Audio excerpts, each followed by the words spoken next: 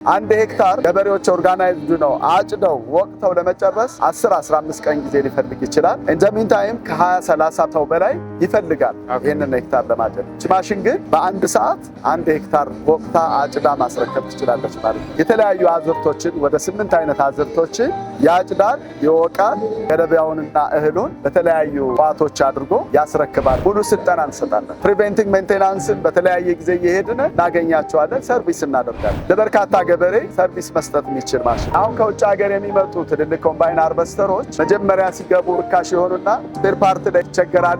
ኢንዘሚን ታይም ኤክስፔንሲቭ ይሆናል። በዚህ ኬዝ ግን ብናመርታቸው እዚህ ነው።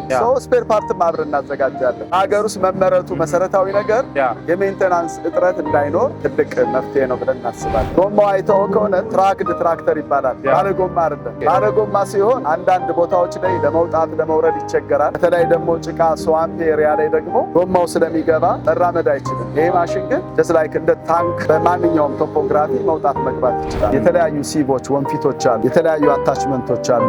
እነዚህን አታችመንቶች እየቀያየር ነው የምንጠቀምበት። እንደ አዝርቶ አይነት ሜካኒዝሙን እየቀያየር ወንፊቱንም እየቀያየር እንደዚህ መጠቀም ትችላለህ።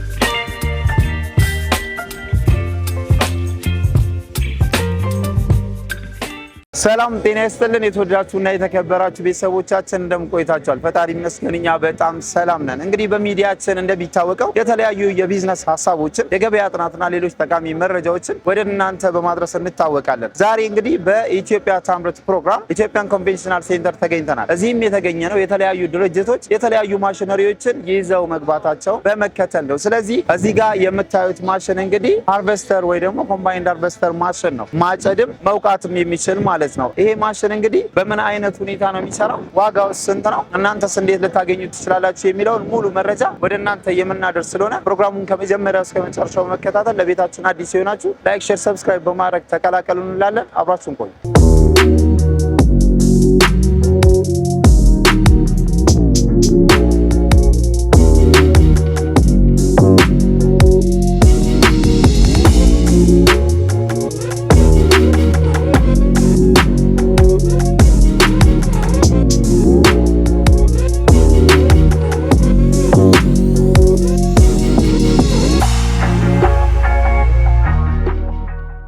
ሰላም ጤና ይስጥልኝ። እንዴት ናችሁ? ሰላም እግዚአብሔር ይመስገን ደህና አለን ይመስገነው።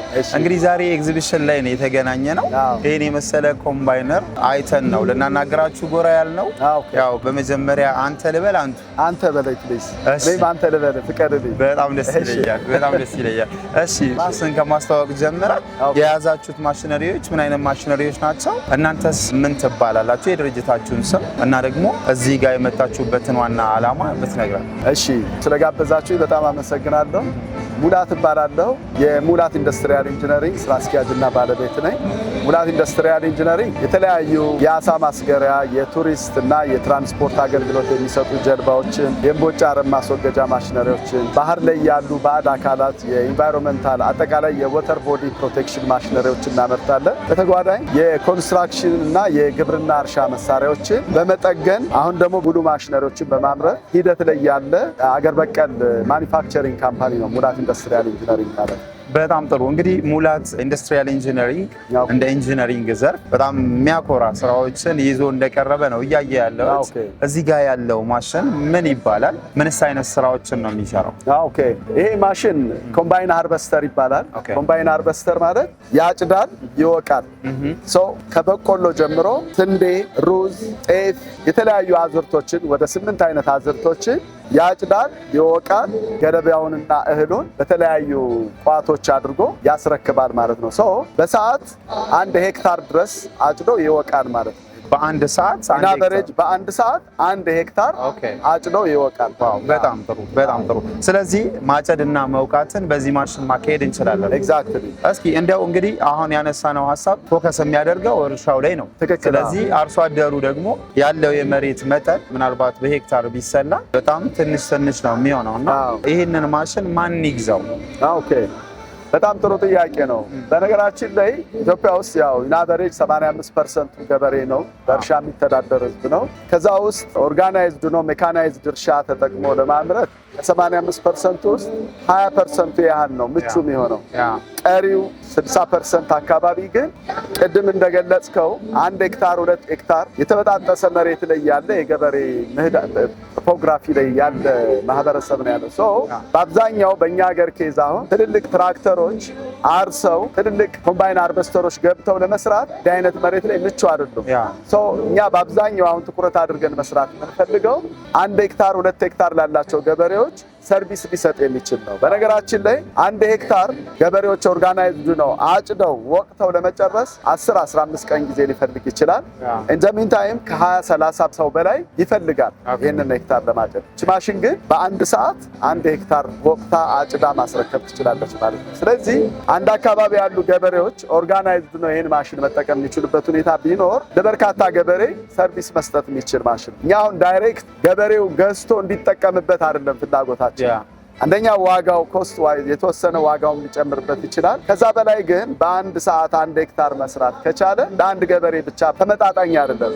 ስለዚህ እኛ የምናስበው አይዶን ነው መንግስት ጋር በምን አግባብ ተነጋግረን መፍትሄ ልንሰጠው እንደምንችል ባናቅም በእኛ በማኒፋክቸረሮችና በገበሬው መካከል አንድ ተቋም ያስፈልጋል። መንግስት ወጣቶችን አደራጅቶ ይህንን ማሽን ቢሰጠው እኛ እንደ ማኒፋክቸረር ለወጣቱ ስልጠና እንሰጣለን። እንዴት ሜንቴን እያደረገ ፕሪቬንቲቭ ሜንቴናንስ መሰረታዊ ጥገናዎችን እየሰጠ እንዴት ሃንድል ማድረግ ይችላል። ለገበሬዎች ደግሞ በኮንትራት በሄክታር እያስከፈለ እንዴት መስራት ይችላል። ከባንክ ጋር ትስስር ፈጥሮ ቤት ወይም መሀላችን ላይ ያሉ ሰዎች ሊጠቀሙ የሚችሉበት ሁኔታ ቢኖር ለእኛ ሀገር በጣም ጠቃሚ ነው ብዬ አስባለሁ። እነዚህ ነገሮች ብንጠቀም በጣም ጥሩ። እንደ ግለሰብ ወይ ደግሞ እንደ አንድ አርሶ አደር እንዳላችሁት የአቅም ጉዳይና ያለው የእርሻ መጠን ላይመጣጠን ስለሚችል ከዚህ ማሽን ጋር ግን እንደው ያው የቢዝነስ ሚዲያ እንደመሆኑ አንድ ጥያቄ መጣልኝ። እሱም ምንድነው ይሄንን ማሽን እንደ ኢንቨስትመንት አንድ ባለ ሀብት ቢገዛና ክፍለ ሀገር ላይ ይሄንን ሰርቪስ መስጠት ቢችል ምን ያህል ውጤታማ ይሆናል? በጣም ውጤታማ ይሆናል። ቅድም እንደገለጽኩት አሁን የማጨድ ስርዓት ላይ ገበሬ ሚኒመም 50-60 ሰው ይፈልጋል 1 ሄክታር ለመስራት። ለመውቃትም በተመሳሳይ ሁኔታ ከብቶችን ማሰማራት ይኖርበታል ምናምን። ይሄ ማሽን ግን 1 ሰዓት ነው ሊወስድበት ይችላል። ስለዚህ በጣም ውጤታማ ይሆናል። ለበርካታ ገበሬዎች ጥሩ ሰርቪስ መስጠት ይችላል ብዬ አስባለሁ። እኛም ዋናው ወደዚህ ስራ እንድንገባበት የጋበዘን የገበሬውን መከራ፣ ችግር፣ ሀስሊንግ ለመቀነስ ነው ይህን ማሽን ማስገባት ያሰብን። ምክንያቱም ትልልቅ ኮምባይን ሃርቨስተሮች አሉ፣ በጣም ውድ ናቸው። ከቦታ ቦታ ለማንቀሳቀስ ሎቤድ ምናምን ይፈልጋሉ። እቺ ማሽን ላያት በጣም ትንሽ ናት።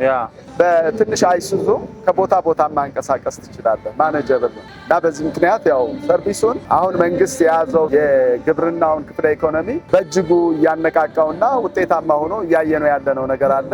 ከዛ ተነስተን ነው እንግዲህ እነዚህን ነገሮች ደግሞ ቀሪውን ይሄ 50-60% ገበሬ ሊያግዝ የሚችል ቁርጥራጭ መሬት ያላቸው ሰዎች ሊያግዝ ይችላል ብለን ወደ ስራ እንድንገባ ይተጋበዝ። በጣም ጥሩ። እንግዲህ እንደ ኢንቨስትመንት ይሄንን ማሽን የገዛ ሰው በጣም ትርፋማ መሆን እንደሚችል ገልጻችሁልናል። በ1 ሰዓት 1 ሄክታር ማለት ቀላል አይደለም። እንደተባለው እንግዲህ 16-17 ያህል የሰው ኃይል እዚህ ጋር ተሰማርቶ 15 ቀናት እና ከዛ በላይ ከ30-40 ሰው በላይ ከ30-15 ቀን ይቆያል። ለ15 ቀን በጣም ረጅም ጊዜና ብዙ የሰው ኃይል ነው። ስለዚህ እነሱ ላይ ኢንቨስት የሚደረገው የገንዘብ መጠን ብዙ ሰው ያ ከሚሆን ይሄን ማሽን መግዛቱ ሪከመንድ የሚደረግ እንደሆነ ተስማምተን ይሄ ማሽን ቢገለጽ ኮንሰምፕሽን ምን ያህል ነዳጅ ይጠቀማል፣ የትራንስፖርቴሽኑ ሁኔታ ያው እንግዲህ ክፍለ ሀገር ላይ ያለ የመሬት አቀማመጥም ከግንዛቤ ቢገባ እንዴት ነው ይሄንን ማሽን ልንጠቀም የምንችለው? የነዳጅ ፍጆታውስ ምን ያህል? ኦኬ፣ ከትራንስፖርት ጋር በተያያዘ ቅድም እንደገለጽኩልህ በትንንሽ አይሱዞች ቦታ ቦታ ትራንስፖርት አድርገዋለህ። ፕላስ ጎማው አይተው ከሆነ ትራክድ ትራክተር ይባላል። ባለጎማ አይደለም። ባለጎማ ሲሆን አንዳንድ ቦታዎች ላይ ለመውጣት ለመውረድ ይቸገራል። በተለይ ደግሞ ጭቃ ስዋምፕ ኤሪያ ላይ ደግሞ ጎማው ስለሚገባ መራመድ አይችልም። ይሄ ማሽን ግን ጀስት ላይክ እንደ ታንክ በማንኛውም ቶፖግራፊ መውጣት መግባት ይችላል። በዚህ መልኩ ነው እንትን የምናደርገው። ከፊውል ኮንሳምፕሽኑ ጋር በተያያዘ ለ1 ሄክታር ከ15 እስከ 20 ሊትር ድረስ ይወስዳል። አጭዶ ወቅቶ ንጹህን ማስረከብ ማለት ነው። አዎ ስለዚህ ከ15 እስከ 20 ሊትር እስከ 20 ሊትር በአንድ ሄክታር። በጣም ጥሩ። እሺ በቆሎን፣ ስንዴ፣ ሩዝ የተለያዩ አዝርቶችን ሃርቨስት ያደርጋል። ኦኬ አንድ ለየት የሚያደርገው በቆሎን እንትን ያደርጋል። ከአገዳው ቆርጦ ገለባውን ለይቶ በቆሎውን ደግሞ ፈልፍሎ ያስረክባል። ኦኬ ይሄ ሲሆን እንግዲህ ያው እህል የሚለያየው ብዙ ጊዜ ኮምባይን ካልሆኑ ሃርቨስተር ማሽኖች የእህሉ መጠን ስለሚለያይ ብዙ ጊዜ ይቸገራሉ። በምን አይነት ሁኔታ ነው ይሄ ነገር ኮምባይን ያደረገው? ምንድነው የተለያዩ ሲቦች ወንፊቶች አሉ። የተለያዩ አታችመንቶች አሉ። እነዚህን አታችመንቶች እየቀያየር ነው የምንጠቀምበት። እንደ አዝርቱ አይነት ለምሳሌ አሁን ጤፍን ስትወስድ በጣም ደቃቅ ናት። ሰው ለጤፍ ራሱን የቻለ ሲቦች ወንፊቶች ይቀየራሉ። ለስንዴ ሲሆን ደግሞ ሳይዙ ተለቅ ስለሚል ስንዴ፣ ገብስ እና ሩዝ ደግሞ ተመሳሳይ አይነት ሲብ አላቸው። በቆሎ ሲሆን ደግሞ ፍሬው የተለየ ስለሆነ ለሱ ደግሞ ሜካኒዝሙን እየቀያየርክ ወንፊቱንም እየቀያየርክ እንደዚህ መጠቀም ትችላለህ ማለት ነው። ኦኬ በጣም ጥሩ። እንግዲህ እነዚህን ነገሮች ስናደርግ ደግሞ ቴክኒካል ስኪል የምንለው ነገር አለ። ይሄን ማሽን እየላክን ያለነው ወደ ክፍለ ሀገር። ክፍለ ሀገር ላይ ምን አይነት የቴክኒካል እውቀት ቢኖረው ነው አንድ ሰው እነዚህን ማሽኖች በቀላሉ ኦፕሬት እንዲያደርግ የሚያስችለው? በነገራችን ላይ እኛ አሁን በዚህ ደረጃ ሞር የተሻሻለ ሆኖ መጣ እንጂ እዛ ጋር እንደምታያት በአራት እግሯ ቁማ ወይም ደግሞ ፒቲኦ ሻፍት ከትራክተር ፓወር ወስዳ ቁመው የታጨደ ዘር መጥቶላቸው ወቅተው የሚያስረክቡ አሉ። እነዚህ በአብዛኛው ይታወቃሉ። የቴክኒካል ስኪሉ በሆነ ደረጃ አለ። እኛ ግን እነዚህን ማሽኖች ስናስረክብ ስናመርት ቴክኒካል ሰዎችን አሰልጥነን በአግባቡ ሃንድል እንዲያደርጓቸው በቀላሉ ሜንቴን ማድረግ እንዲችሉ በቀላሉ ኦፕሬት ማድረግ እንዲችሉ ሙሉ ስልጠና እንሰጣለን። ኦኬ የማብቃት ስልጠናም እኛ እንሰጣለን ማለት ነው። በጣም ጥሩ። ፕሪቬንቲንግ ሜንቴናንስን በተለያየ ጊዜ እየሄድን እናገኛቸዋለን፣ ሰርቪስ እናደርጋለን። የሚገርም ነው። በጣም ጥሩ። እንግዲህ ያው የሜንቴናንሱ ጉዳይ በዚህ መልኩ ከተመለሰ ሌላው ማሽነሪዎች እንደ ስጋት የሚያዘው ማሽነሪዎች ዙሪያ የስፔር ፓርት ጉዳይ ነው። እነዚህ ማሽኖች እንግዲህ አዲስ ናቸው፣ አፕዴት ናቸው። ስፔር ፓርታቸውን በምን አይነት ሁኔታ ነው ማግኘት ይቻላል? በጣም ጥሩ ጥያቄ ነው የጠየቀኝ። አሁን ከውጭ ሀገር የሚመጡ ትልልቅ ኮምባይን ሃርቨስተሮች ሰምታይምስ የዩሮፕ ከሆኑ መጀመሪያ ሲገቡ ርካሽ የሆኑና ስፔር ፓርት ላይ ይቸገራለ። ኢን ዘ ሚን ታይም ኤክስፐንሲቭ ይሆናል። በእኛ ሀገር በዚህ ኬዝ ግን የምናመርታቸው እዚህ ነው። ስፔር ፓርታቸውንም የትኛው ዕቃ በምን ያህል ሰዓት ጨርሶ ፌል እንደሚያደርግ እናውቀዋለን። ስፔር ፓርትም አብረን እናዘጋጃለን። ሰምታይምስ ወደ ስራው ከመግባታቸው በፊት እየሰራ ነቅለን እንተካቸው እቃዎች ይኖራሉ።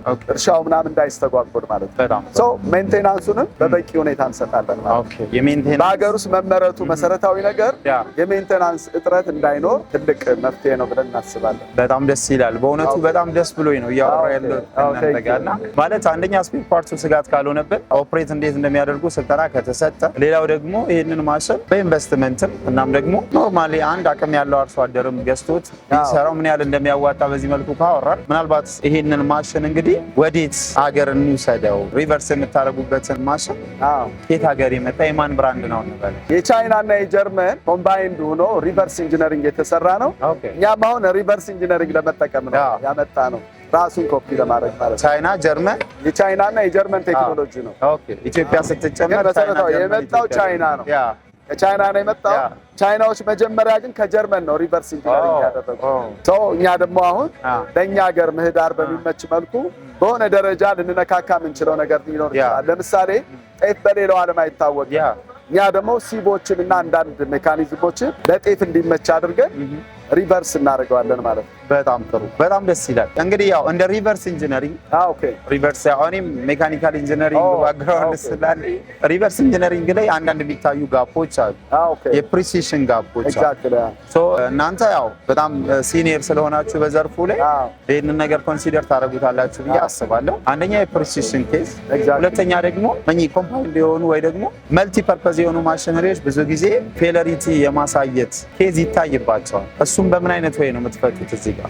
ጥሩ ጥያቄ ነው። ምንድነው እኛ ቀደም ሲል እንደነገርኩ በዚህ የእርሻ መሳሪያዎችና የጀልባ ስራ ላለፉት 25-30 ዓመታት ኤክስፒሪየንስ አለ፣ በመጠገንም ጭምር ማለት ነው። ለምሳሌ የውጭ ማሽኖች ሲመጡ ስፔር ፓርት ሲጠፋ እኛ ራሳችን አምርተን እንተካቸው እቃዎች ሁሉ አሉ። ስለዚህ ሆፕፉሊ ካለን ኤክስፒሪየንስ አንጻር ብዙ ቻሌንጅ ይሆናል ብለን አናስብም። ስለዚህ ብቁ ነን ብቁ ነን፣ በጣም ብቁ ነን። በቂ ሁኔታ ማምረት እንችላለን። በጣም ደስ ይላል። እሺ በምን ያህል ብር ነው ማለት ነው እናንተ ሪቨርስ ስታረጉ? ስቲል እኛ በዋጋ ደረጃ እንትን አላደረግነውም፣ ግን ኢን አቨሬጅ ከ3.5 እስከ 4 ሚሊዮን ብር ድረስ ሊሄድ ይችላል ብለን እናስባለን ገበሬው ጋር ሲደርስ። ኦኬ ይሄ ማለት ስልጠናውንም ኤቭሪቲንግ ይችላል። በጣም ጥሩ። እሺ ይሄንን ማሽን እንግዲህ ለሚፈልጉ ቤተሰቦቻችን እናንተ ጋር ደውለው ማሽኑንም ማዘዝ ከፈለጉ እንዲያዙ ምናልባት ያልጠየቅናቸውም ጥያቄዎች ስለሚኖሩ እነሱንም እንዲጠይቋችሁ ስልክ ቁጥራችሁን ብትነግሩ። ኦኬ 0911 73 16 16 0918 34 08 10። በጣም ጥሩ። እነዚህ ናቸው። ምናልባት በአካል መምጣት ካለባቸው የመስሪያ ቤታችሁ ኦኬ ለስራ ቦታችን አንደኛው ባህር ዳር ከተማ ቀበሌ 16 ሆምላንድ ሆቴል ጀርባ ነው።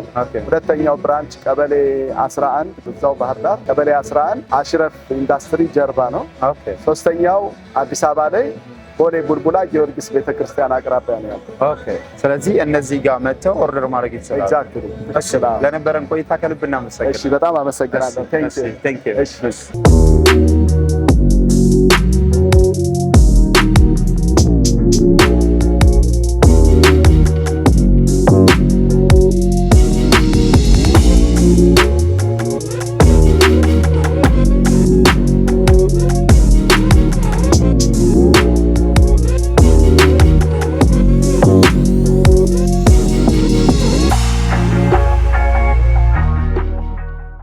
እንግዲህ የተወደዳችሁና የተከበራችሁ ቤተሰቦቻችን ባያችሁት መልኩ ይሄንን ኮምባይነር ማሽን በዚህ መልኩ ቃኝተንላችኋል። ይህ ማሽን እንግዲህ ባያችሁት መልኩ በጣም ጥሩ አገልግሎት የሚሰጥ መሆኑን ለመረዳት ችለናል። ያ ማለት ማጨድም መውቃትም የሚችል በአንድ ሰዓት ውስጥ 1 ሄክታር ማጨድ መውቃት የሚችል ማሽን ነው። ይህንን ማሽን ምናልባትም በእርሻው ላይ ያላችሁ ሰዎች በጣም የሚያስፈልጋችሁ ማሽን መሆኑን ለመረዳት ችለናል። ይህ ማሽን የምትፈልጉ በተቀመጠው ስልክ ቁጥር በመደወል አሊያም በአካል በመምጣት ሙሉ መረጃ አግኝታችሁ ማሽኑን መግዛት ትችላላችሁ። ስልጠናም ስፔር ፓርትን ድርጅቱ በሙሉ አቅም የሚያዘጋጅ ስለሆነ ምንም ስጋት እንደሌለው ለመረዳት ችለናል። አብራችሁን ስለቆያችሁ ከልብ እናመሰግናለን። እንዲህ አይነት ጠቃሚ መረጃዎች እንዲደርሳችሁ ቤታችንን ሰብስክራይብ ማድረግ አይረሳ።